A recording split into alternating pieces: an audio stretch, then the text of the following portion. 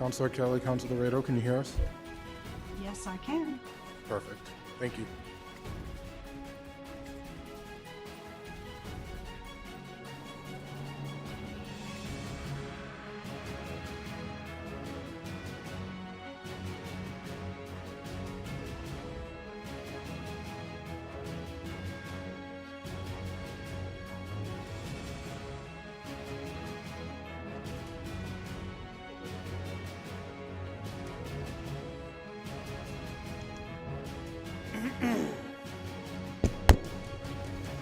Let's do it.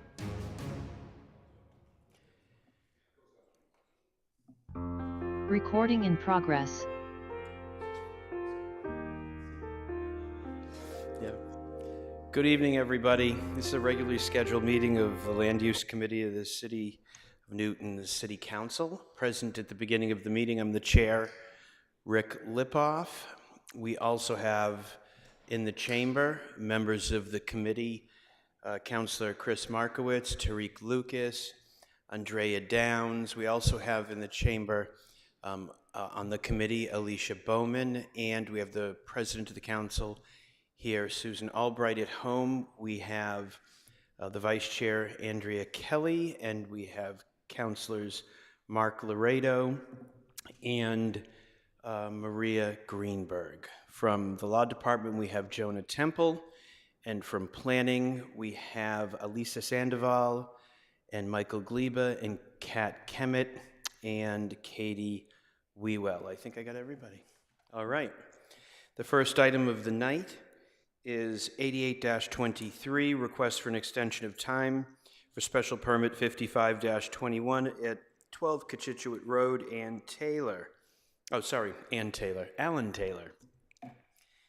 Okay, and so this is an extension of time. Is there anybody here to discuss? I don't think it is. We should just accept this extension.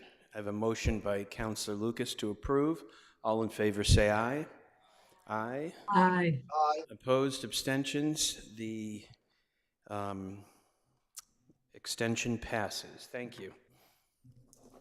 Next item of the night, 61-23, James Gross and Kiki Borga Gross, request for a non-conforming front setback at 80 Highland Avenue. At that microphone there, turn it on at the base. There's a button at the base of the microphone. There you go. Is that working? Can you hear me? Yes, go ahead. Just lean in a little. All right. My name is Jim Gross. I, together with my wife, Kiki Bogorad Gross, own the property at 80 Highland Avenue in Newtonville. We purchased the property in 1981 and have owned the property for approximately 42 years. On or about December 17th, 2021, we were not at home, but we were contacted by a neighbor who told us that someone was in our garage. We found that kind of hard to believe because we had just stored all our summer furniture and grill and all in the garage. There was no room. But it turns out when I returned home, there were several police cars and fire trucks outside. A woman driving south on Lowell Avenue, 25-year-old woman, the police told me, passed out as she was driving, crossed the center line. A car was coming in the other direction. To avoid a direct hit, he swerved to the left, clipped the end of her car. Her car jumped the curb, knocked down our fence that connected from Lowell to our house, then proceeded to smash into our garage. When I got home, the car, it was an SUV, was still in the middle of our garage. We had to get a tow truck to pull it out from the other side. In any event, fortunately nobody was hurt. The woman was taken to the hospital, but I think it was because of her blackout, not because of injuries sustained. Soon after the crash, our contractor met with Buddy Lamplow, I think is his name, an inspector with the city's planning department. Both our contractor and Mr. Lamplow agreed that the damage was so substantial to our garage that it could not be repaired and that it would need to be totally rebuilt. In order to stabilize the garage, we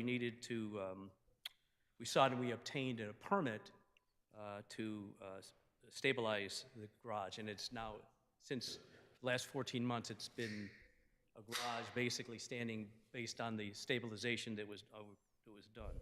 In his discussions with Mr. Lamplauer, our contractor was advised that in order to get a permit to rebuild the garage, we'd first need to have the property surveyed and engineering plans drawn up. After survey and plans were completed, we were subsequently advised by the city that because of the age of the garage, which was built around 1929, we would need to obtain permission from the Newton Historical Commission before any demolition of the garage could take place. I filed the application, and on October 5th, 2022, the commission entered an order that stated that it had no objection to the demolition and had no historical value. Subsequently, our contractor went to the planning department to seek a permit to demolish and rebuild the garage. He was informed that because the setback, the original setback in 1929, I think was 13 feet, did not comply with the city's rules at that time. They got a special permit way before we bought the house. We wanted to move the garage slightly back from the street. We have a one-car garage and a two-car driveway. Unless we bring our cars touching the garage, the back of our cars overhang the sidewalk. So we basically bump the garage every time we park the car. So we thought we move it back 2 or 3 feet, we could avoid all that problems. At the same time, we thought the garage was very narrow. You can't open the doors on both sides fully because of the narrowness of the garage. So we thought, why don't we make some modifications? We didn't realize that at that time, in order to make the modifications, we needed a special permit. We could have, I guess, moved the garage back 25 feet, which would have complied with the regulations, but the problem is our backyard is pretty small. Add another garage and we'll have very little backyard in it at all. As I said, we lived in the house for 40 years. We put up with that minor problem. We would not have changed it, but for the fact that somebody decided to knock our garage down for us, which ultimately was what happened. Let's see. So that's basically what it is. Sure. So we'll go to planning now. Oh, I'm sorry. Okay. No, that's okay. That's great. We'll go to planning. They'll give their report, and if there's anything left over, you're more than happy to add to it. Okay. Great. All right, Mr. Gleba. All right, so you should see my screen now. So this is the petition is seeking a special permit site plan approval to reconstruct the damaged one-car garage in a different configuration, altering the non-conforming setback. So the relief that's needed is as shown here to alter that non-conforming front setback.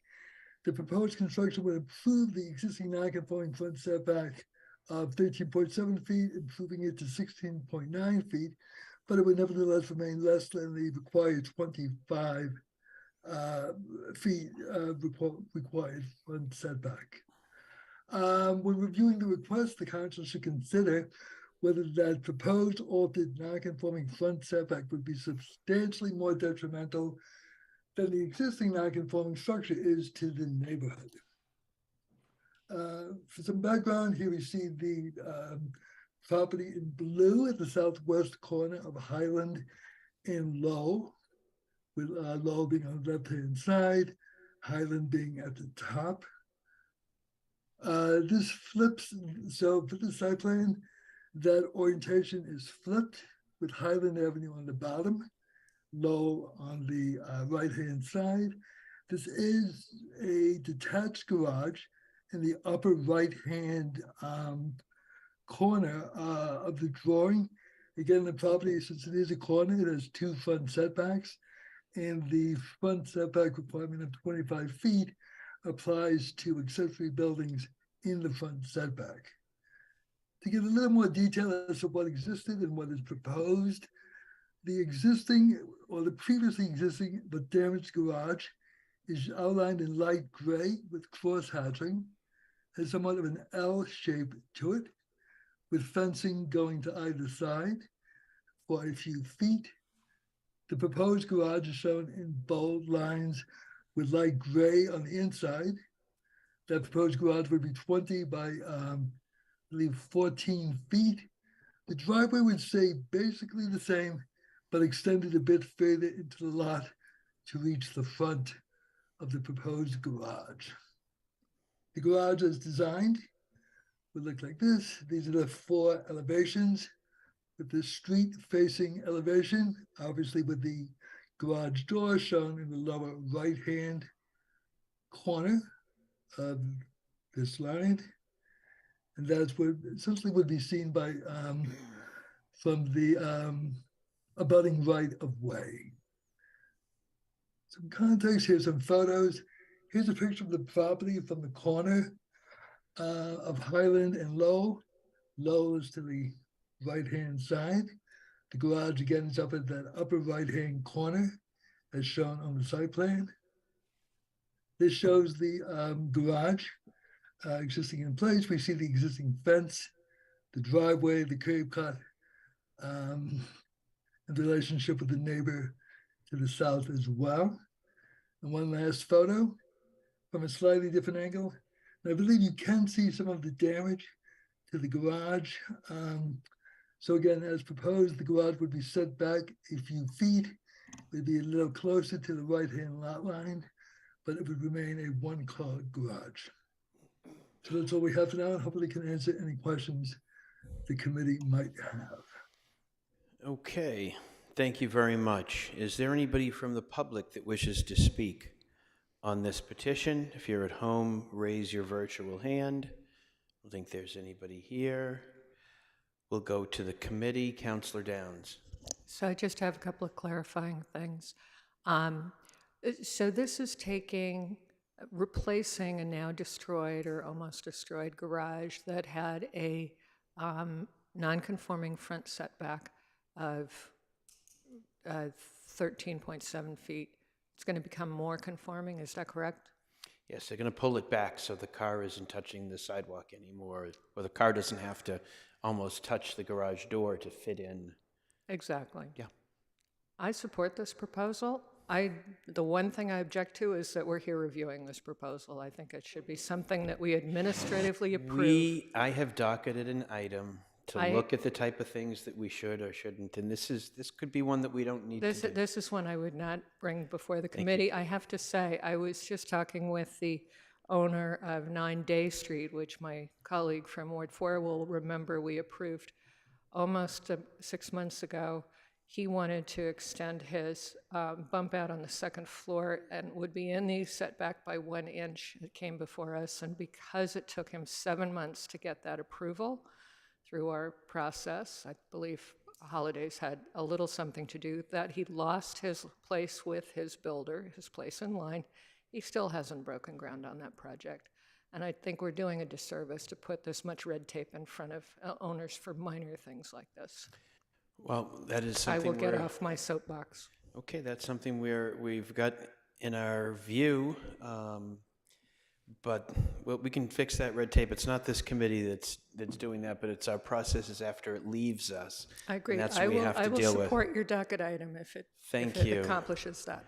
Thank you. Anybody else? Councillor Lucas? Thank you, Mr. Chair. Yeah, this is a no-brainer. I'd be happy to close the public hearing when ready. The zoning relief requested is minimal. Again, this is, I believe it's 14 months, since the garage was damaged. So I'd be happy to support this project when ready. That's all I have. Thank you. Councillor Kelly? Thank you. Yeah, I agree with all that. And until it's out of our domain, we are going to vote on it. I don't have a problem with it either. I just have a question about clarification. It looked like the new parking space setting the garage back in order to make room to park a car there that wouldn't overhang the sidewalk nor touch the garage. On the plan, it was listed as 16.7 feet, but I think Mr. Gleba said it would be set back 18 feet, which is the length of a standard parking stall. So I'm just wondering if they did just push it back about another foot, they would actually have that full length to pull a car up that would not overhang the sidewalk or touch the garage. So just clarification on that 16.7 or 18 foot. Mr. Gleba?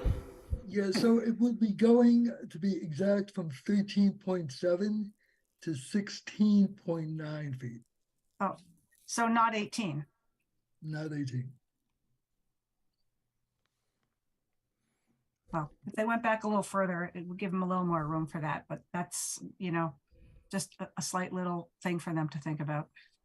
Okay, I have no problem with this either. Thank you. We do have a motion to close the public hearing by Counselor Lucas. All in favor, say aye. Aye. Aye. Opposed, abstentions? Public hearing is closed. We have a motion to approve from Counselor Lucas. Can we take a look at a council order?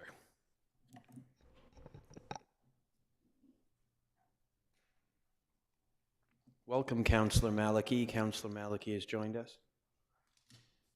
And Counselor Wright. All right, here is the proposed finding that it would not be substantially more detrimental than the existing non-conforming setbacks, as said non-conformity would be reduced and the proposed garage will be in the same general location as the existing non-conforming garage. It's a proposed finding, and the conditions would be the standard Standard conditions. Okay. standard one, plan with pest control, building permit and CO, all standard. Okay, thank you very much. We have a motion to approve. All in favor, say aye. Aye. Sorry. We're going to call the roll. Go ahead. Counselor Bowman, Aye. Counselor Downs, Aye. Counselor Greenberg, Aye. Counselor Kelly, Aye. Counselor Laredo, Aye. Counselor Lipoff, Aye. Counselor Lucas, Aye. Counselor Markowitz. Aye. Motion carries. Thank you very much. Good luck. Done? You're done. Thank you so much. Painless, right? Take care. Okay, next item of the night, 71-23, Turnkey Realty Group LLC, request to extend a non-conforming two-family dwelling at 152-154 Lexington Street. Who is here to present, but I would like to go, is that you, Mr. Morris? It is, Mr. Chairman. We will defer to Ms. Sandoval's presentation. Great, thank you. Ms. Sandoval?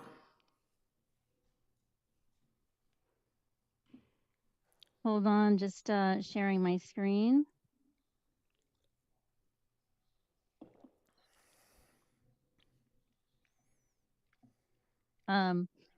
This is petition number 7123 to raise the existing one-story dwelling and construct a new two-family dwelling, altering and further extending the non-conforming use at 152-154 Lexington Street. So this is the zoning relief requested, which is to alter and extend a non-conforming two-family dwelling use. So when reviewing this request, the council should consider whether the proposed extension of the non-conforming two-family dwelling use will be substantially more detrimental than the existing non-conforming residential use is to the neighborhood. So just looking at the area, this property is within the block of Lexington Street. It's comprised of single-family residence zoning. There is a number of multifamily residences to the north of Lexington Street. Just further to the south, there's a public use zone crossing Lexington Street with a solar installation to the north of Lexington and Burr Elementary to the south. There is MBTA bus service lines provided along Lexington Street.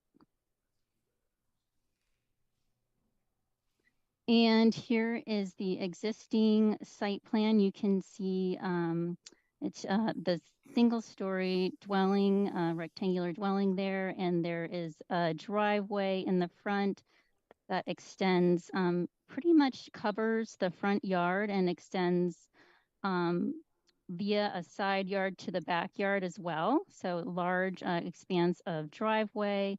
There are two existing curb cuts that access the driveway in the front. And here is the proposed site plan. There are two driveways which access each unit on either side of the property.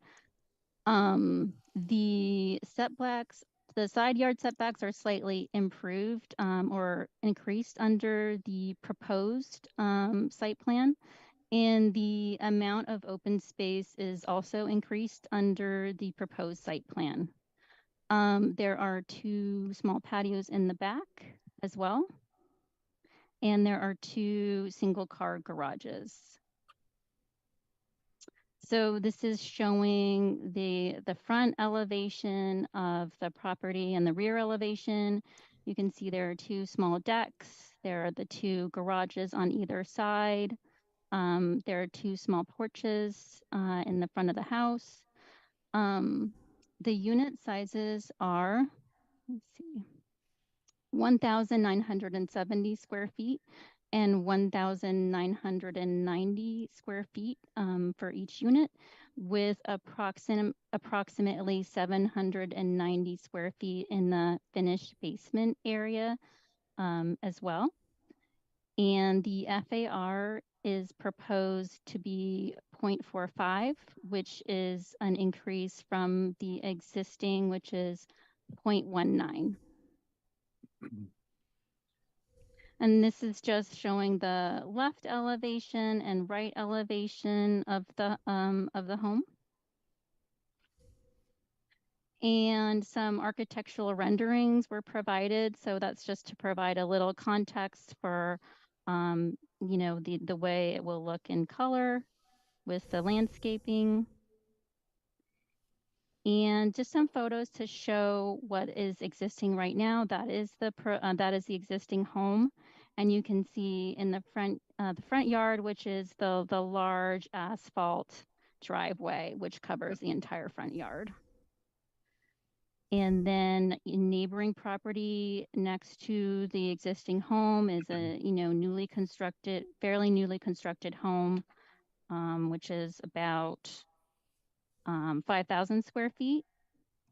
And then on the other side of the property is an older home, two-story home, which is approximately 1,600 square feet. And then across the street are a number of apartment complexes, and this is just showing the one directly across the street.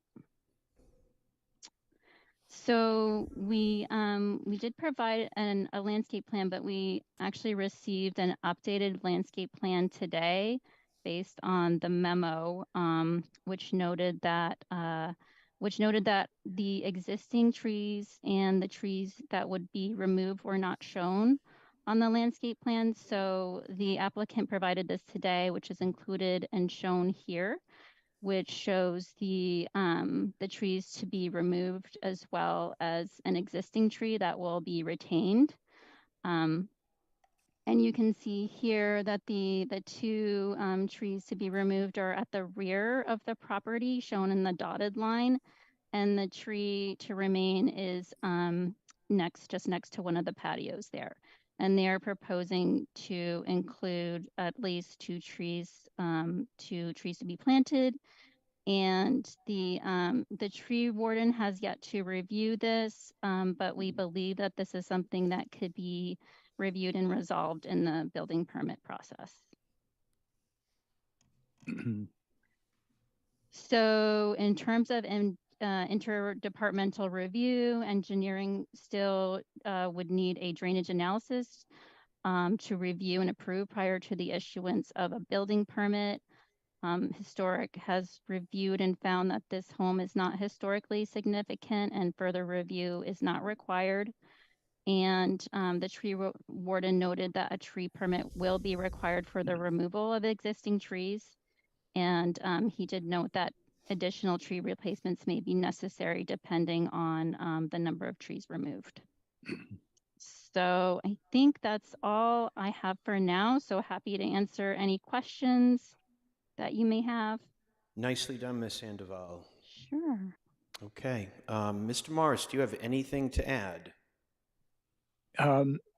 Not really. I think simply by any measure that this proposed building is an improvement to the neighborhood. It meets all the dimensional controls if it were a single family house, whether it's FAR, setbacks, and so forth.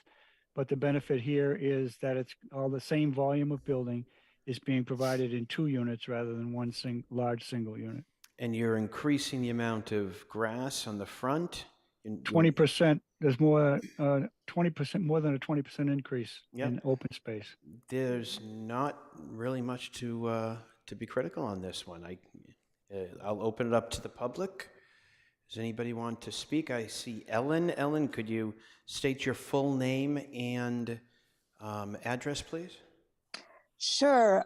This is Ellen Lederman, and I own the property on the other side of the fence behind this property at 85 Albert Road. And my concerns, I agree that this is looks a lot better. That property is an eyesore. My concern is related to privacy and how high this building is and the trees that are in between the properties and how close the new house, the new construction will be to ours. It looks like it's pretty far set away from the fence, but I was curious about how high it was relative to the other two houses on either side of it. And the trees that are between the property on the property line right now. I know there's some that are not in good condition, but the ones that are in good condition, I'd like to make sure they're going to be left. Mr. Morris, and by the way, I'm sure you're going to hear maximum height is 36 feet. This is within it. Mr. Morris, you want to answer some of those questions? Yes, I think you're right, Mr. Chair. The height of the building is a little over 31 feet, considerably shorter than is allowed by right. And I think it's shorter also than the property immediately to our north on Lexington Street as well. The setback of the building, I think, is more than double required. It is our intention to put up a 6-foot privacy fence for both. And there is already an old stockade fence there that I believe belongs to the abutter. We are going to put up a 6-foot privacy fence as well. So in case they want to take down that other fence, then they're free to do so. So that's really it. Okay, I am concerned that I think the fence might be mine, not the other property. I'm not sure. Okay, well. I think the fence you're referring to might be my property. I know I said Yes, that. yes, he did. He said if you would like to take yours down, they'll be putting a 6-foot brand new one up. Oh, okay, I understand now. Yep. And the trees? The largest tree that's somewhat inboard on the site is going to be retained. The other two trees that are in closer proximity to the fence are going to be removed and replaced with significant plantings. There are at least 2 other trees to be planted as a partial replacement. If any additional trees are required, that is to be negotiated with the tree warden. Where will the trees be? Where will the replacement trees be placed? I imagine that Because they would replace. I can't speak to that. We have our architect who is also available to go on screen. He produced I think the very attractive building plans that you see, as well as the landscape plan. So he might be able to. He might be able to provide some insight if he's given the opportunity to speak. Yeah, as I said at the beginning, I like what is happening. I just want to make sure that the trees, at least in the summer and the spring and the fall, provide some separation and some isolation between the houses. Well, I will tell you this, and I don't know your last name, Ellen. I'm sorry, I didn't retain it. I'm just looking at your first name on here. We have a tree ordinance, and they need to replace trees or pay into a tree fund. That is what's on the books right now. It really is up to the owner of this property to put them where they want. I would ask Mr. Morris to get in touch, or you get in touch with Mr. Morris. And when the development is ongoing, I'm sure they can coordinate with you if they're putting back trees in that area to talk to you about where you would potentially like them. Ultimately, it's for the owner of the property to decide, but I'm sure they'll work with you. I'm sure they'll work with you. Okay, Mr. Morris? Thank Good. you. All right, thank Yeah, you. I would simply point out that my client, the owner of the property, Ms. Shulikova, is on screen, so it's possible for them to be directly in communication. That would Great. be great. Great, wonderful. Counselor Laredo?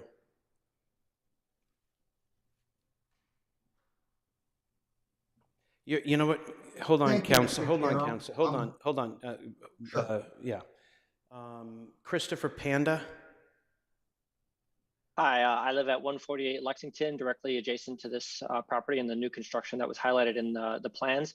I just wanted to note that I'm very supportive of this plan. Excellent, thank you very much. Counselor Laredo? So I think this is a very good project. It's clearly an improvement to what's there. I think you've done a lot of good things here. Mr. Morris, I have to ask you, did you talk to all the neighbors before you came here this evening? That is something that was left to the petitioner to do, since I always believe that personal contact between the petitioner and the neighbors is something that's best achieved to achieve a direct result rather than acting through an intermediary, and I always counsel my clients to do that. Ms. Shulikova? Ms. Shulikova, would you like to just let us know who you spoke to, neighbors?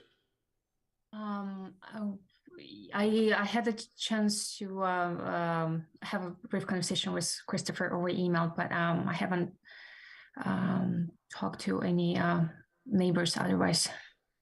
Okay, thank So you. I don't want to, it's not the petitioner's issue here because she doesn't come before us on a regular basis. But Attorney Morris, I just have to remind you, please, this woman, Ellen, wouldn't have bothered to comment if there'd been communication beforehand. And I just think we do much, much, much better if we ensure that the petitioners talk to the neighbors. And I understand why you don't want to do it directly. That actually is logical, not to get the lawyers involved, but you have to be able to come in here and represent to us that your client has done it. I'll leave it at that. It's a good project. I'm certainly supportive of it. But, and I'm going to just ask our planners if when you have your meetings with any and all petitioners, would you please ensure that they talk to the neighbors before they show up here? It'll cut down a lot of our work and a lot of our time. Thank you. We always suggest that in the pre-application meetings. I think this is one where Mr. Morris probably didn't think he had to, but we'd like you to do it every time, Mr. Morris, whether it's you, part of your team, the owner. Now, I know the immediate abutters get noticed, and they're going to see a sign on the front lawn, and they're going to know what's going on. It's just something that we like to see that can often stay off problems before they arise during the meeting. Point taken, Mr. Chair. For like I'll take the blame for this too. My fault. Thank you. Yeah, and we're saying it way too many times, so let's not have to say it again. Councilor Markowitz? Councilor Kelly? Thank you. I too agree that this is a big improvement. I love the reduction in pavement and the increase in open space and everything. And bravo to Christopher Panda and Ellen Lederman, I believe, for showing up. When the discussion happens with Ms. Shulikova and Ms. Lederman, I would suggest too, when you're thinking about screening, I didn't see any or many evergreen trees on that planting plan. They were all deciduous, and that might be the kind of thing that you'll talk about in terms of preference of screening between the homes, along with Mark Welch's, just to think about maybe you might want to put an evergreen or two back there too. But thank you. I will be happy to vote in favor of this. Councilor Markowitz? Okay, it's my ward, so I'll round it out. And I'll just add, Ms. Attorney Morris, you've heard the thing about engaging neighbors, and coaching them to do that. So please, in the future, so we don't have to do this again. But I agree, it looks a lot better than it did. I was waiting for someone to make a comment on the two curb cuts, but I don't really think there's any other way you can deal with this unless you turn them sideways, so it just doesn't make sense. And since it's already a two-family there, you're basically replacing it with something that clearly does look better. So I think it's an improvement. So I'll move, close the hearing, and approval when you're ready. Thank you. And just for the two curb cut thing, we got off on a wrong foot when people kept pointing that out. We can't put the garages next to each other. There's nothing wrong with having two curb cuts with two driveways. I agree. And this is the way it was before with the entire Well, this front. generally we do. I mean, we've had a number of cases where we have had an issue with, let me invent a term here, a gratuitous curb cut. I don't think it's the case here because of the situation, but it's looked at anyway. So just It's something case to by consider. case, but most cases, this is what is normal. Thank you, Councilor Lucas. Councilor Downs. I note that this memo was written by planning in a different way and that it's an experiment. I wanted to extend my congratulations. It's a lot easier to read, and I like this format. So noted. I see Ms. Wewell shaking her head. Excellent. All right. Okay, you agree with that as well. Councilor Rado, is your hand still up? It is. I just wanted to echo what Councilor Downs just said. I do think this is a significant improvement, and anything you can do to reduce your workload and make our workload easier is good. And so I think it was well done, and thank you for taking the initiative to do it. All right, great. So we have a motion to close the public hearing by Councilor Markowitz. All in favor, say aye. Aye. Opposed, abstentions? Public hearing is closed. We have a motion to approve by Councilor Markowitz. Can we take a look at a council order? Ms. Sandoval. Sure, hold on a second.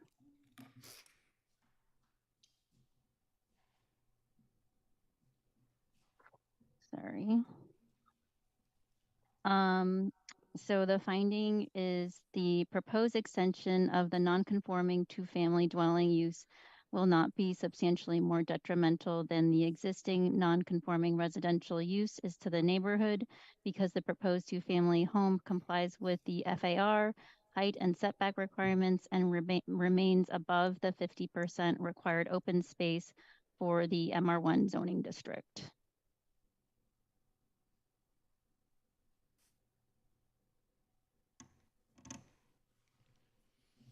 Okay. Standard conditions? Yes, and the standard conditions are the plan referencing condition, compliance with the tree ordinance, pest control condition, operations and management plan condition, the standard building permit condition with the addition of an updated landscape plan, which would be approved by the tree warden, a standard final inspection and certificate of occupancy condition, and all electric appliances and utilities condition. Great. Councilor Downs, do you have something? No, I just had a question. If we're doing all electric appliances here, I'm assuming that the owner is going to be using air source heat pumps, since that's probably the most inexpensive way to heat and cool the building, in which case planning's concerns about utilities and the setback does not make any sense, because those are exempt from the setback requirements, are they not? Heat pumps are. I think we sort of preempted this condition based on discussions from the committee in the past for this type of project. So we added the condition in, but it would render sort of that recommendation unnecessary then. Thank you. I just wanted to clarify that. Thank you very much. Okay. Mr. Warren, please call the roll. Yes, Mr. Chair. Councilor Bowman. Aye. Councilor Downs. Aye. Councilor Greenberg.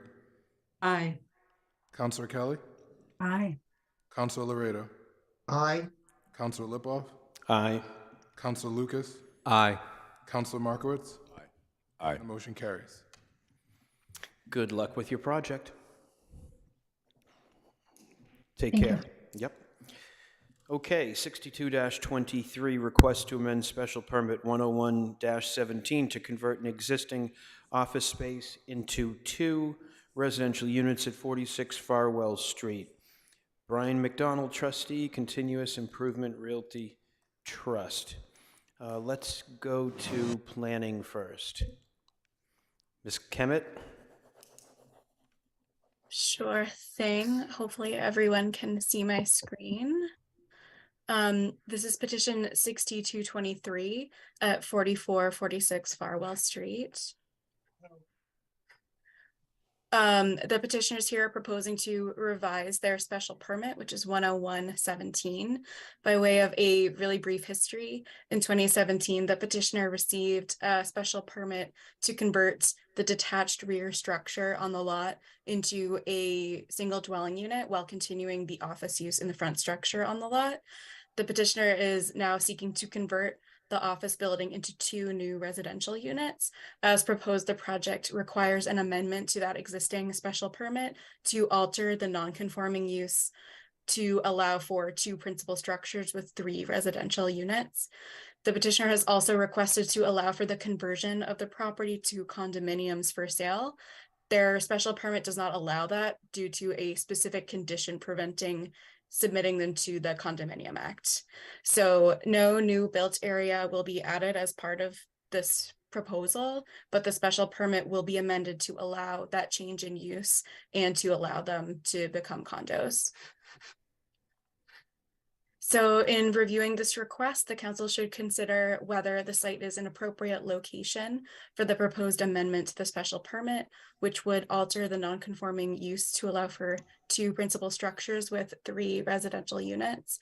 If the proposed amendment will adversely affect the neighborhood, if the amendment will create a nuisance or serious hazard to vehicles or pedestrians, if access to the site over streets is appropriate for the types and number of vehicles involved, and if the proposed amendment to the special permit will not be substantially more detrimental than the existing non-conforming use is to the neighborhood. So the property is located in the MR2 district on Farwell Street. The property abuts land owned by the state along the Charles River to the north and multifamily residential structures at either side to the east and west. The neighborhood has a mix of single and multifamily residences, and the north and south sides of Farwell Street have a mix of commercial and industrial uses as well. The site and all but one of the abutting properties are zoned MR2, except for one parcel to the southwest, which is limited manufacturing. This is the proposed site plan. It's very similar to the existing site now. It has 8,529 square feet and is improved with 2 structures. Towards the front of the lot is a 2-story, 2,290 square foot building, and it is currently used as office space. The second structure at the back is a 2-story, 1,688 square foot detached building, and that's at the north corner of the property. That is currently used as 1 residential unit. And just want to note here, the site plan that was reviewed for the memo included a small roof connection between the 2 buildings.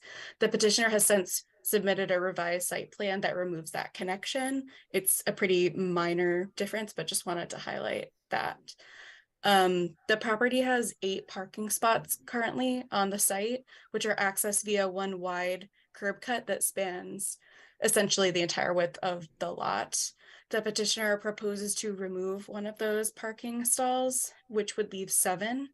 That more than satisfies the requirement for 2 parking stalls per unit. So the department is comfortable with the plan to remove one of those parking stalls, which would increase the open space a bit. I'll briefly show the floor plans for each of the 3 units. Unit 1 will be located on the first floor and basement of that front building, which is the larger building. This unit is approximately 2,800 square feet. Unit 2 will have 2 bedrooms and occupy the second floor of that larger front building. This unit is approximately 1,200 square feet. And this is unit 3. It's the residential dwelling that's already on the site at the back. This building is going to remain exactly the same. And that dwelling has 2 bedrooms and spans both floors of the building. And that is about all we have for now. Excellent, thank you very much. Is there somebody here for the petitioner who wishes to speak? Yes, Mr. Chair, Lawrence Lee on behalf of the petitioner. Go ahead, Mr. Lee. You have anything else to provide us? Just very quickly, I'm going to run through my PowerPoint very quickly to supplement some of the things that Ms. Kemet had covered, if I may. Go ahead. Thanks very much. Can you all see that? Yes. Wonderful. So I'm going to breeze through, and I don't want to reiterate some of the things that Ms. Kemet had already covered. So it is important to note that we are in an MR2 zoning district. So I was part of the effort in getting the prior special permit where there is the existing commercial, non-conforming commercial use and the residential use in the back. We are asking for an amendment to the special permit. I think it's important to note the location of the Charles River here as well.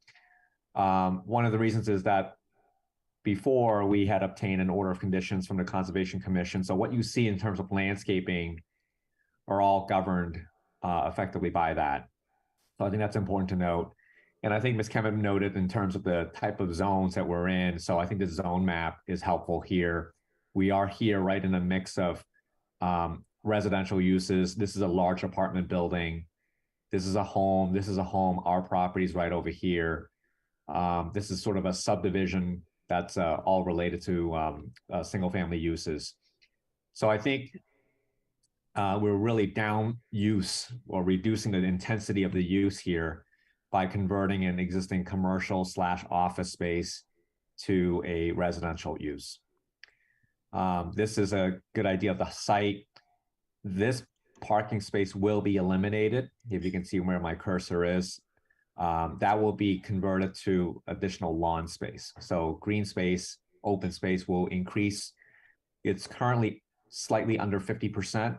It would be actually bringing it into conformity by slightly over 50% after the addition of the green space. So this is a good little illustration. I think Ms. Kemet had another aerial photo, but I think this really shows the mixture of uses in this particular neighborhood here. I think you've seen these pictures. I highlighted this particular section. This is where the additional green space is going to be. Parking space will be removed.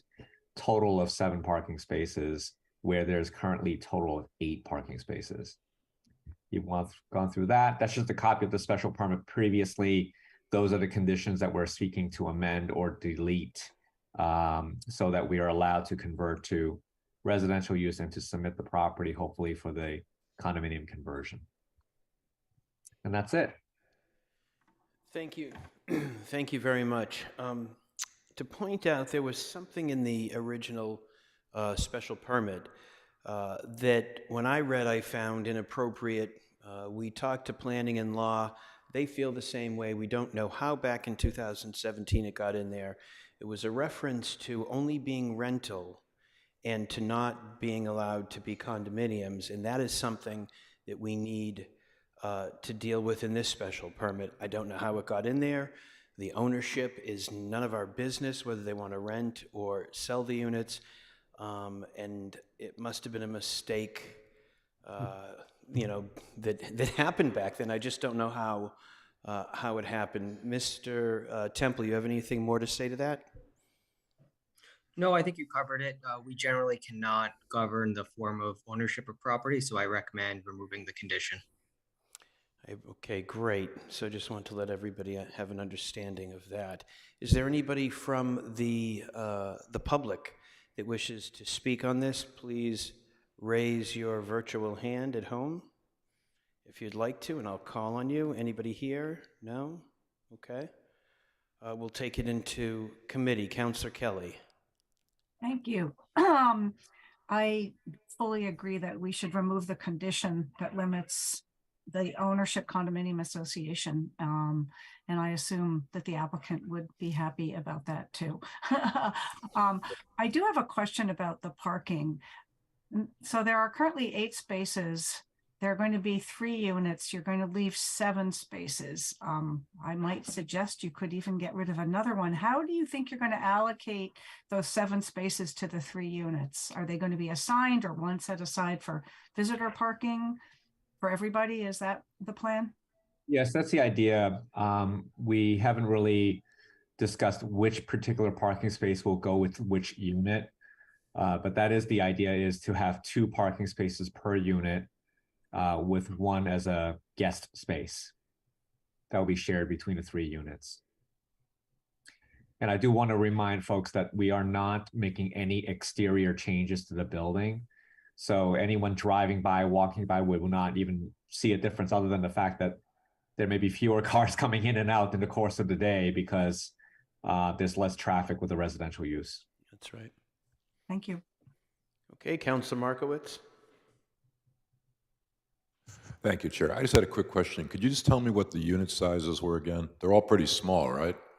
Yes, they are. So the existing back unit, so the rear building, is just slightly over 1,300 square feet, and there's no changes to that back unit. The 2 units in the front building is 1,200, 1,212, and the larger unit is just slightly over 2,800 square feet. And the larger unit is basement and first. Right, right. Okay, cool. Thank you. And they're all 2-bedroom units. Okay, thank you. Councilor Laredo. Thank you. So I'm fine with this. I actually think this is a good reuse, although there's always a little concern when you go from commercial space, which we don't have a lot of in the city, comparatively to residential. This seems perfectly fine and proper. I think you're adding to the open space, which is good. I will speculate on what that condition may have been several years ago, and that may have had to do with the fact that the owners of the office were also going to be renting out the 3rd unit. May have had to do with that, but irregardless, I think it's right to remove it. It doesn't belong here. So I think I'm good to go. Thank you. Great. Were you chair of land use at the time, Councilor Laredo? Well, if I don't recall, but if I was, I'm sure there was a superb reason for doing whatever we did. Let's leave it at that. I was just testing your memory, that's all. Okay. Well, you were around Councilor Lipoff at the time, I believe, so you would know as well. Yes, I must have been on the committee I've been on for 22 years. Councilor, you did have a break, though. Yeah. Councilor Greenberg. Thank you, Mr. Chair. I agree with Councilor Kelly that perhaps another parking space could be removed and have more open space. It's a shame that the whole front of the building is all parking. You know, if you had 2 parking spaces per unit, I think that's plenty. And you'd have more green space in the front of the building. I think that would make it more attractive. So I would recommend that if possible. Thank you. There's already green space on each side of the driveways. Councilor Kelly is, go ahead. Unmute. I'm my sticky finger. I was just going to say that when you're ready, and I don't know if they'd like to respond to that parking situation, I would be happy to move to close the public hearing and a motion to approve when Great. you're ready for that. Okay, my response to asking for another parking space to leave is I don't think it's necessary. 2 spaces per unit plus 1 guest to me is reasonable. You're reducing 1 already. The spaces have been there. So I don't see that necessary. I think it's kind of nitpicking. Councilor Bowman? How long are the parking spaces? I didn't see that, the length of the actual parking space itself. I don't know. They've been there. Mr. Lee?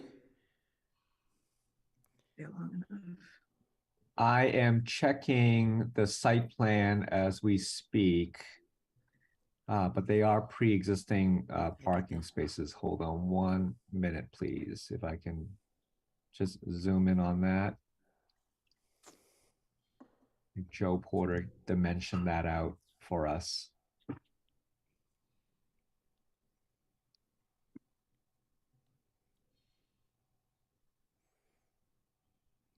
They're pre-existing and allowed the way they are, Ms. Wewell, correct? Yeah, and it looks like from the front of the sort of landing to the property line, it's 18 feet, and the parking spaces appear to be longer than that. Yeah, I guess there's nothing that can be done here, but hopefully over the years, we'll see some opportunities to soften that, maybe with some plantings. It looks very commercial. So if your move is towards residential, it's a sea of asphalt out front. So, but nothing that would keep me from voting on this. I'm happy to vote yes. Kind of fits into the mixed-use neighborhood, doesn't it, Mr. Lee? It certainly does. All right. Anybody else in the chamber? Anybody? Okay, do we have a motion? Did we already take one? Anybody? I made the motion. Oh, you Counselor did? Kelly made the Okay, motion. it's been so long, I forgot. Counselor Kelly made a motion to close the public hearing. All in favor, say aye. Aye. Aye. Opposed, abstentions, the public hearing is closed. We have a motion by Counselor Kelly to approve. Can we take a look at a council order, Ms. Kemet? So in terms of findings, we have one, the site in MR2 is an appropriate location for the amendment to Council Order 10117, which would alter the non-conforming use to allow for 2 principal structures with 3 residential units, because there are other multifamily structures of similar size and scale in close proximity. 2, the amendment will not adversely affect the neighborhood because the changes to the site are primarily interior renovations, and the amount of open space will increase. 3, the amendment will not create a nuisance or serious hazard to vehicles or pedestrians. And 4, access to the site over streets is appropriate for the types and number of vehicles involved because all parking will be contained on the site. And for conditions, it's really just updating the plan referencing and the removal of condition 6, which is the condition that bars them from submitting to the Condominiums Act. Excellent, thank you very much. All right, Mr. Warren, please call the roll. Yes, Mr. Chair. Counselor Bowman. Aye. Counselor Downs. Aye. Counselor Greenberg. Aye. Counselor Kelly. Aye. Counselor Laredo. Aye. Counselor Lipoff. Aye. Counselor Lucas. Aye. Counselor Markowitz. Aye. The motion carries. Thank you very much. That concludes our business. Good night, everybody.